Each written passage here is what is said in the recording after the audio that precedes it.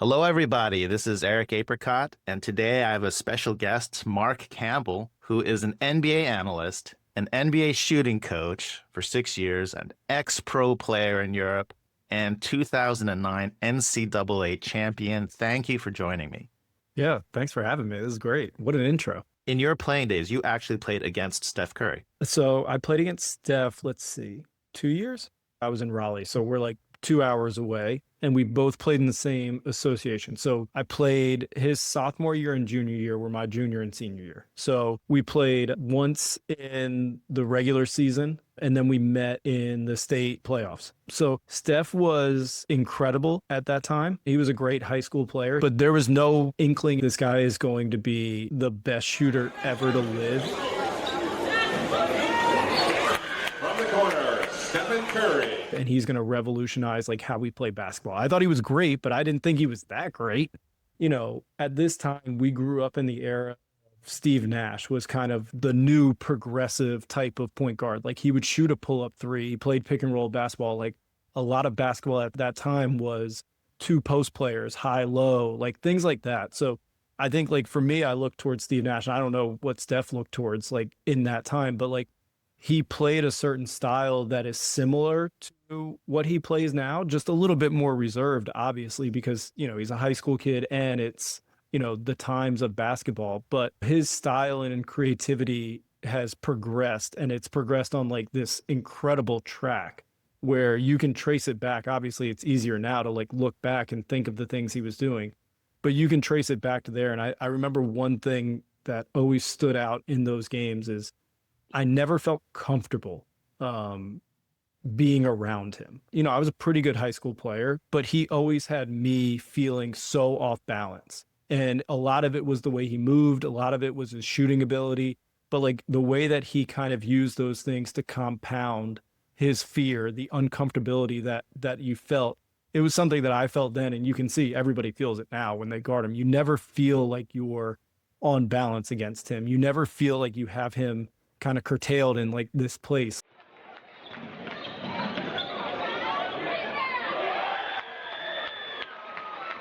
Stephen Curry. It's like there's always an out, there's always an option. He's like a card player that plays he has every single out lined up, and like that's kind of like him. And that was something that I felt then playing him, and I think you can see it now. It's just that he's taken it from like this rinky-dink private school, high school association that we played in to like the NBA and being the gold standard. So I think it's awesome to see. So you were actually guarding him. We matched up against each other. Yeah. So did you just try grabbing him all the time and armbarring him? No, I think he beat me.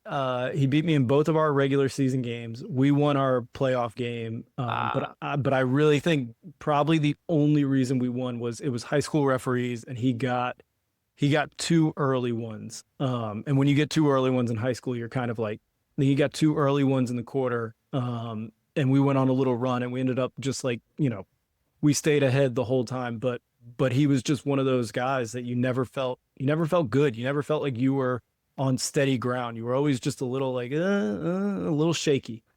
Oh, you can take the credit. You beat him in the playoffs, and that's when it counted. It's funny you said that he was great in high school, because the narrative now is that he's completely underrated and was looked down upon as, a nobody back then. But back then, was he kind of on people's radars? Well, it's all relative. Like you would think he's underrated now because he's the greatest shooter that ever lived and went on these runs. So it's easy to be like he was underrated. I think he was one of those guys that was ahead of his time, obviously, but he was ahead of his time in high school. And I think even now, if he was in high school, well, obviously he would play very different, and the game is very different. If you just took him back and put him in his high school self now, and like, with the pace and space and what he did for basketball, like if he just went back now, you'd be like, oh man, I'm sure he'd be shooting a lot more. I'm sure he'd be shooting from like different, spots on the court. But I think he would still be relatively underrated compared to how great he is, because he was a little bit smaller then. He was smaller in stature, like in terms of height. He was skinnier, less strong. And I think he would be looked at as one of these guys that's like, a lot of times when it comes to, this is a perfect example to tie it to Kuminga. A lot of times when you're in high school, when you're in college, when you're more athletic than everybody else, your mistakes in terms of reading the game and skill get pushed to the side because you can blow up the angles. If you make a wrong read when you're an outlier athlete in high school or college, it doesn't matter because you're so athletic, you blow up the angle. But when you get to the NBA, it's like a filtration system. And eventually in the NBA, there's only like 5 outlier athletes. And so like those guys, it doesn't matter if they make a wrong read. Like they'll probably get it right anyways because Giannis will overpower you because he's an outlier. But Kuminga isn't an outlier enough. So, the wrong reads that you would make in high school and college, like those don't matter. And so like when you see these rankings, the top 100, top 150, a lot of the times those guys, they burn out because they're just more athletic than everybody else. And the pool is so small that they're playing against. You go to college, the pool expands a little bit, but then you go to the NBA and now it's 15 different years of the best athletes, the best players in the world that you get dropped into, and skill matters. And athleticism is the price of entry, but skill is what allows you to stay and raise up. And so Steph's athleticism is good enough for the price of entry, and his skill is so far of an outlier that it just amplifies absolutely everything on the court. So to me, I think that's probably like the biggest thing that he's done that's been special, and the reason why guys actually like wash out of the league. When Steph came into the league, his style of shot, which is kind of like a push shot, felt like it was not very common. And now, I don't know if it's my imagination, but I feel like it's become a lot more common where you have this push shot, which emphasizes release time over release height, like versus a Clay classic, I'm jumping and I'm releasing at the top of my jump. Is this actually a change that's been happening that you've noticed, or is this my imagination? This is probably your imagination. So one thing is like, just to clarify, a push shot, an actual push shot is you are pushing with your chest out. And so like Steph doesn't shoot a push shot per se. Like think about like a early Ja Morant or early Shai Gilgeous. Like they shoot a push shot, and a push shot you can always tell is like if this hand is the ground, this is somebody's foot. Steph rolls his foot down and then rolls it up in rhythm. So this is great kinetic linking. When you roll down, you roll up with the ball. A push shot is you go like this, and then you unlock your foot here and you load all the power in your toes because you're going to push it forward. So to me, Steph is one of the best. And you can always think about like when you watch guys, and Kuminga will do this. If you don't have great kinetic linking, you load to the toes.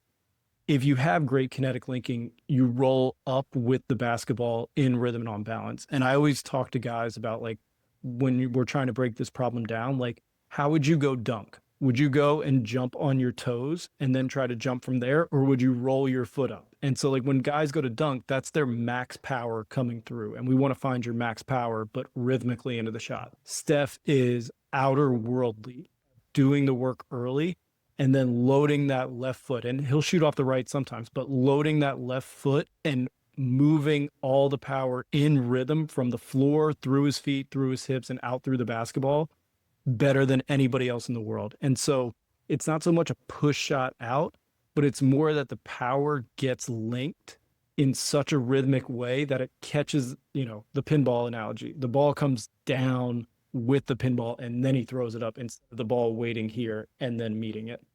It seems like it has implications for his long shots, that when he shoots a really long three, it feels like it's pretty similar mechanically to his closer in shots. Whereas other players, when they're shooting long, they kind of have to warp their form a little bit to get that power. Yeah, it's one of the reasons, like NBA guys, like if you go in the gym, it doesn't matter what their form looks like. Like they've done this long enough, like they can shoot from 19 feet and it just be automatic, like no matter what their form is. But it's a math equation. So every time you go back a foot, the math gets harder. Everything gets amplified at the beginning. Math gets harder, math gets harder, math gets harder as you go back. Oh, yeah. That's actually like chaos theory, that you have these dynamical systems, and if you have a little perturbation at the beginning, it can multiply until the end result is unpredictable. And so like those little pieces of the Rolex, those 1,000 pieces, his are so sharp and they work so beautifully together. Like he's not a Rolex. He's one of those like those real expensive. I don't have enough money to even know what they're called, but those 250 watches, those like he's one of those. Like he's craftsmanship, he's artistry in terms of what he does within his shot. All those little pieces that come together They're all so smooth. They all work in rhythm. They all work in unison. It's like this huge rocket exploding. And that's the difference between the way he shoots the ball and how everybody else shoots the ball, and especially guys that don't shoot the ball well, because those things they're one thing to talk about, or they're one thing to do in the gym. But when you move at NBA speed, like the speed and the power that's out there on the court, this raw athleticism that we're talking about, in order to be able to let those habits happen, in like instincts out there, and to have white noise in your head and not be thinking about things and to let it all happen, that is just like outer worldly stuff in terms of how sharp those habits are. And that's why other guys don't succeed, because you can do it in a gym. You can load the power on your toes and think about where you're shooting in a gym. But when you start moving that fast, all of a sudden everything crumbles if it's not locked in super tight. For more of Marc Campbell, he has a Substack and podcast named Low Man Help. It's great stuff. I really enjoyed reading the pieces. And he goes into detail breaking down the development plan for Malik Beasley. And he's often found as a co-host on the All NBA podcast with Tim Legler. So he's all over the place. I'll put the links in the description. Thanks, Mark. If you enjoyed this video, please like and subscribe. It really helps the channel. And if you didn't enjoy this video, I promise I'll do better next time. You make it sound like that he was just one of a whole bunch of prospects, and it was like the Squid Games. In the NBA, there is competition, right? You're playing against the people that are on the other side of you in different jerseys. And then you're also playing against the people that are in your jersey, because you're competing for generational wealth.